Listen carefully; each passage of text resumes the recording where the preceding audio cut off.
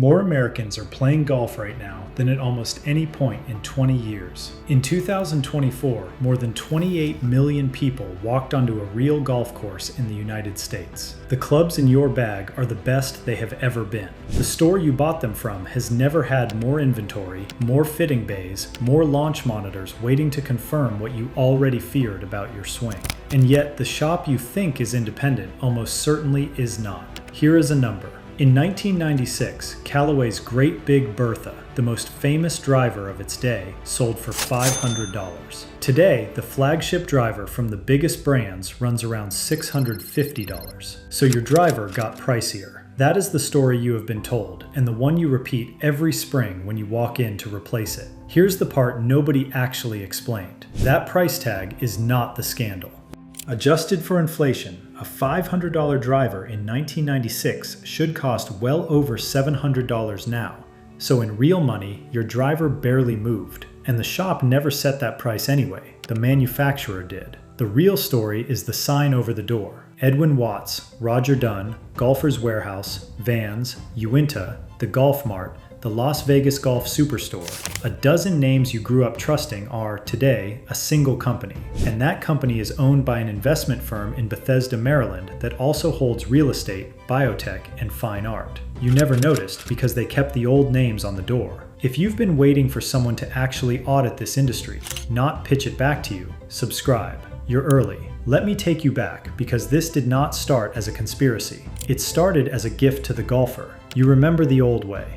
If you wanted clubs in 1975, you bought them at the pro shop at your course, at whatever price the club professional decided. No haggling, no comparison. The green grass shop was the only game in town, and the markup was brutal. Then, a few men changed everything. Roger Dunn, Edwin Watts, Frank Bocchini at Golfer's Warehouse. Real people, off-course discounters, who figured out they could sell you the same clubs for less than the country club charged. They built the entire off-course discount world that golfers still live in today. For 30 years, the independent shop was the consumer's best friend, the place that undercut the club and put good gear in working hands. But hidden in the architecture of that boom was the seed of its own ending. Here is the mechanism, and it is almost boringly simple. A golf shop is a hard business. Margins are thin because the manufacturer sets the price, so every retailer is selling the same driver for the same number.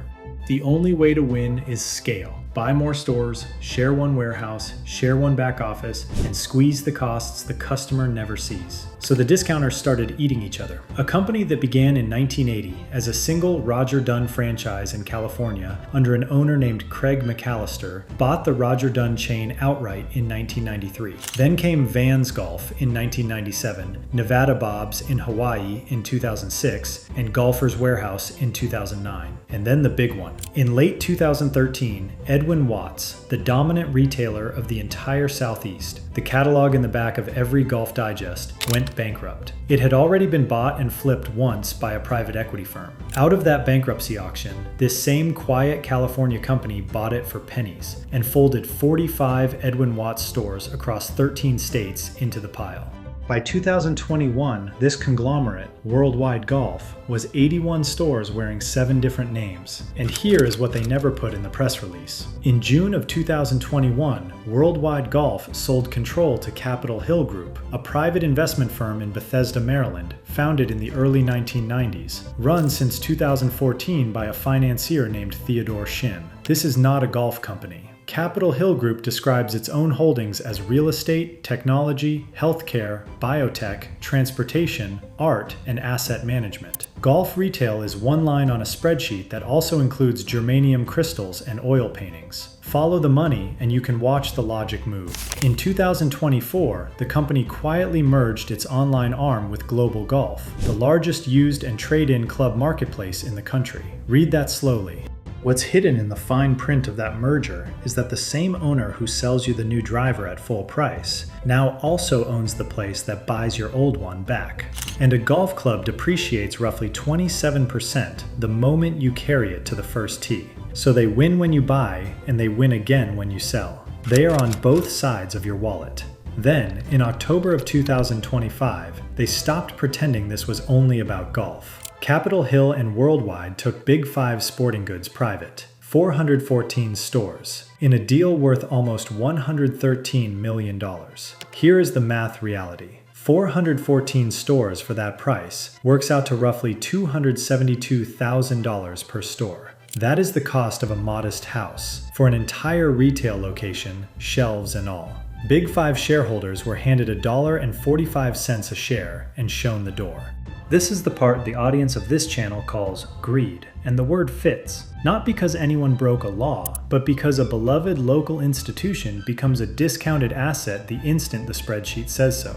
If you want to see the next one we're auditing, subscribe. Most of golf's institutions don't survive a second look. Now I owe you the honest correction, because we audit, we don't pitch. One firm does not own all of golf retail. It does not. The biggest golf retailer in America by sales is the PGA Tour Superstore, owned not by private equity, but by Arthur Blank, the Home Depot billionaire. And it is opening stores and taking market share right now. Golf Galaxy belongs to Dick's Sporting Goods. So when someone tells you a single company owns the whole industry, that claim is too strong. Drop your local golf shop's name in the comments and tell us who actually owns it now. We're tracking what happened to the independents. What's true is quieter and somehow worse. The independent off-course golf shop, the scrappy discounter that existed to undercut the country club, is mostly an illusion now. The names survived, the independents did not. The golfers who feel priced out of this game are right to feel it, but the reason is the manufacturer and the membership, not the man behind the register. And usually, this is where the private equity story ends, with an exit. The firm cleans the business up, then sells it or takes it public and cashes out. But Capitol Hill Group is not selling, it is still buying, which raises a stranger possibility, that for these brands, there is no exit coming at all, just permanent ownership under a name you will never see on the receipt. If you are watching this instead of a network pregame show, you already sense the game changed. So the next time you walk into Edwin Watts or Roger Dunn or your golfer's warehouse and a friendly fitter waves you toward the launch monitor, understand where you are standing. It is not the local shop that once beat the country club. It is one line item in a portfolio in Maryland that also owns biotech patents and fine art. The price on the driver was set in a factory. The name on the building was set in a boardroom. The bottom line is simple. The only thing in that store that was ever really yours was the nostalgia. The independent golf shop wasn't killed by Amazon, and it wasn't killed by a bad idea. It was bought, quietly, one beloved name at a time, and left standing there, still wearing its own face. Next, we're auditing the golf ball, and the single quiet rule change that let one company decide what you're allowed to play. Drop your local golf shop's then and now ownership in the comments. We're building the public ledger they should have. And subscribe, because the game has never been as clean as the press releases suggest.